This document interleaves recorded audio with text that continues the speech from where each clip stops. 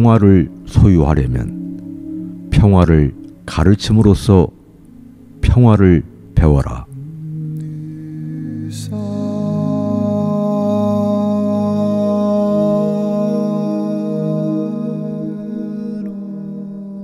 분리된 자들은 모두 보복과 버림받음에 대한 기본적인 두려움을 갖고 있다.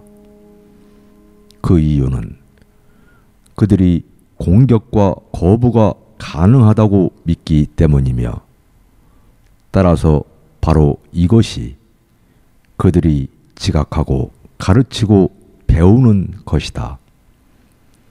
이런 미친 개념들은 분명히 그들 자신의 해리와 투사의 결과이다.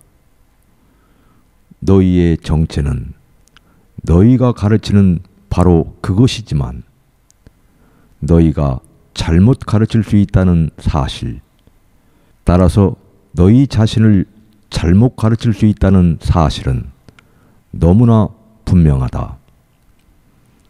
내가 다른 사람을 공격하지 않는다는 것이 너무나 분명했음에도 불구하고 많은 이들이 내가 그들을 공격하고 있다고 생각했다. 제정신이 아닌 학습자는 이상한 레슨을 배운다. 그대가 반드시 이해해야만 하는 것은 어떤 사고체계를 공유하지 않을 때 그대는 그 사고체계를 실로 약화시키고 있다는 점이다.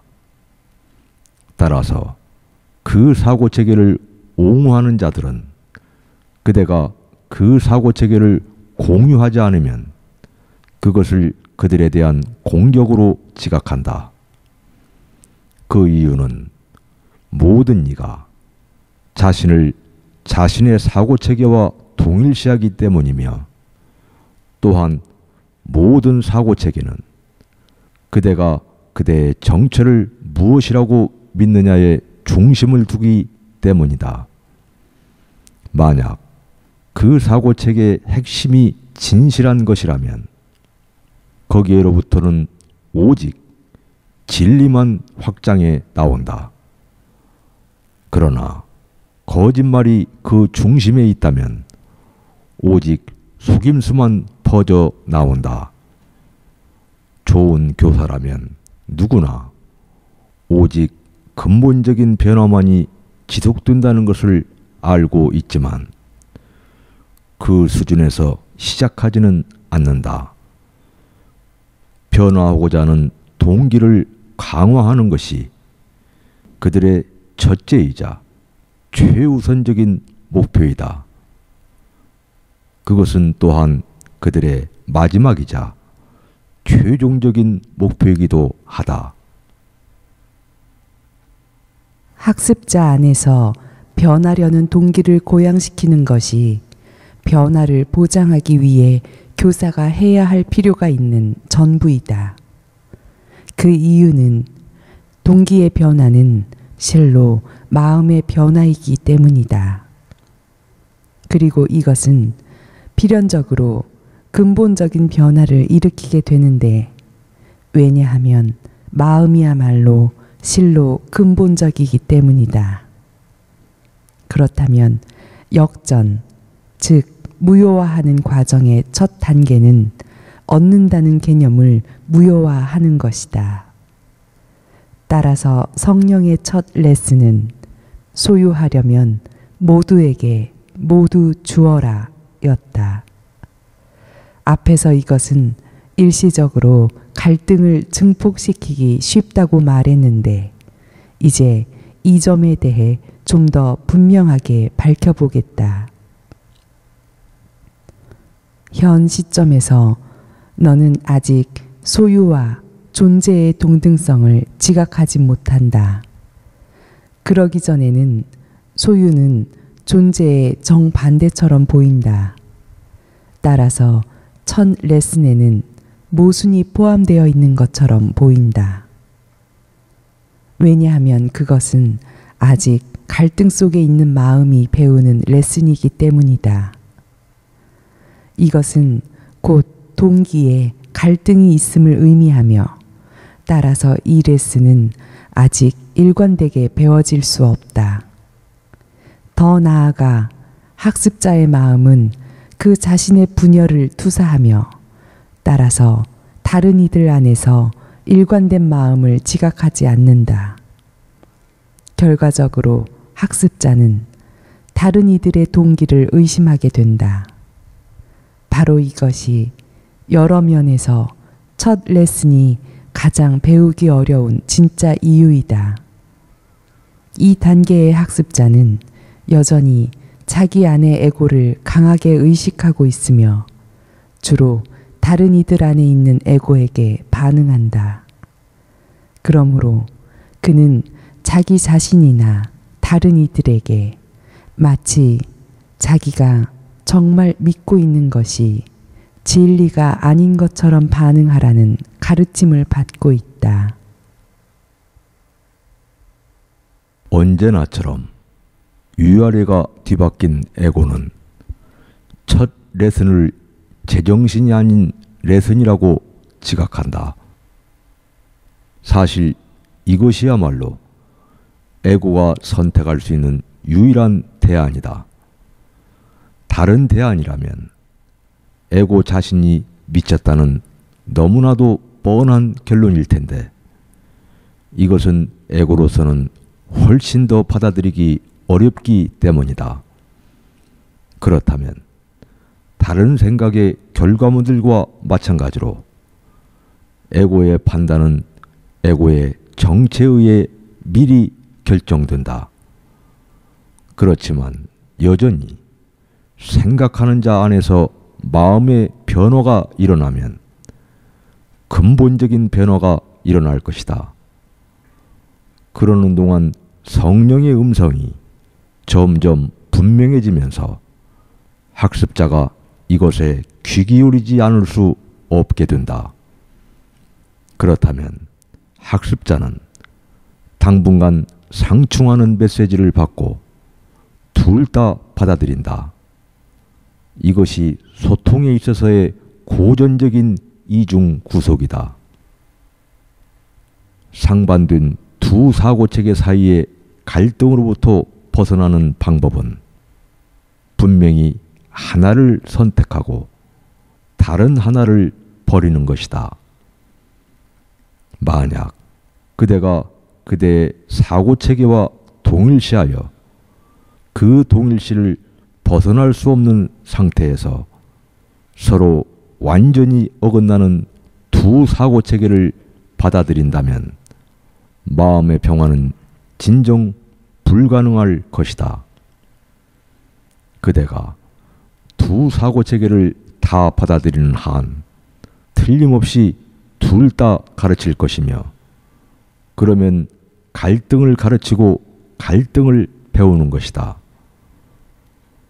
그러나 너는 정녕 평화를 원한다. 그렇지 않다면 평화를 위한 음성에게 도와달라고 요청하지 않았을 것이다. 성령의 레슨은 정신 이상이 아니다. 오히려 갈등이야말로 정신 이상이다. 온전한 마음과 정신 이상 사이의 갈등은 전혀 있을 수는 없다. 오직 하나만 진리이며 따라서 오직 하나만 실제이다. 에고는 어느 음성이 참된 것인지 결정하는 것은 너에게 달려 있다고 설득하려 한다. 그러나 성령은 너에게 진리는 하느님이 창조하셨으며 너의 결정은 진리를 바꿀 수 없다고 가르친다. 그대가 성령의 음성의 고요한 권능 그리고 완전한 일관성을 알아차리기 시작하면서 그대를 위해 내려진 돌이킬 수 없는 결정을 그대가 무효화하려고 애쓰고 있음을 깨달을 수밖에 없다. 바로 이것이 내가 앞에서 성령으로 하여금 너희를 대신해 하느님을 위한 결정을 하도록 허용할 것을 기억하는 것이 도움이 된다고 말해준 이유이다. 나는 지금 너에게 제정신이 아닌 결정을 내리라고 요청하고 있지 않다. 물론 너에게는 그렇게 요청받는다고 생각할 자유는 있다. 그렇지만 하느님이 창조하신 자들이 참으로 무엇인지 그대가 결정할 수 있다고 믿는 것은 분명히 제정신이 아니다. 성령은 이런 갈등을 정확하게 있는 그대로 지각한다. 따라서 성령의 두 번째 레슨은 다음과 같다. 평화를 소유하려면 평화를 가르침으로써 평화를 배워라. 이것도 여전히 예비적인 단계일 뿐이다. 왜냐하면 아직도 소유와 존재가 같아지지 않았기 때문이다. 그렇지만 이것은 첫 단계보다 더 진전된 것이다. 첫 단계는 실제로 단지 사고의 역전일 뿐이었다. 둘째 단계는 그대가 무엇을 원하는지를 적극적으로 확언하는 것이다. 그렇다면 이것은 갈등에서 벗어나는 방향으로 한 걸음 내딛는 것이다. 왜냐하면 이것은 그대가 선택 대안들에 대해 숙고한 후 그중 어떤 하나가 더 바람직하다고 선택했음을 의미하기 때문이다. 그럼에도 불구하고 더 바람직하다라는 평가는 아직도 어떤 대상이 바람직한 정도의 등급이 있음을 의미한다. 그러므로 이 단계는 궁극적인 결정을 위해 꼭 필요하기는 하지만 분명히 최종적인 단계는 아니다. 이 시점에서는 그대가 아직은 기적의 어려움의 순서가 없음을 받아들이지 않았음이 분명하다. 왜냐하면 온전히 열망되는 것은 어느 것도 어려울 수가 없기 때문이다. 온전히 열망하기는 창조하기이며 또한 하느님이 직접 너를 창조자로서 창조하셨기에 창조하기는 어려울 수 없다.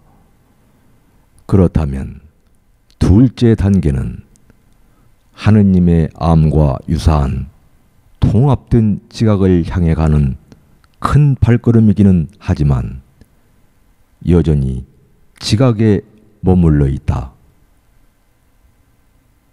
이 단계를 취하고 또한 이 방향을 유지하면서 그대는 그대 사고체계의 중심을 향해 밀고 나가게 될 것인데 거기에서 근본적인 변화가 일어날 것이다. 그대는 지금 막 이 단계를 시작했을 뿐이지만 그대는 오직 한 방향만 가능함을 깨달음으로써 이 길에 들어섰다. 그대는 아직은 이것을 일관되게 깨닫지 못하고 있으며 따라서 그대의 발전은 간헐적이다. 그러나 둘째 단계는 첫째 단계에 뒤이어 오는 것이기에 보다 쉽다. 그대가 이런 사실을 받아들였다는 것 자체가 성령이 앞에서 이끌어줄 것임을 그대가 점점 더 자각하고 있음을 보여준다.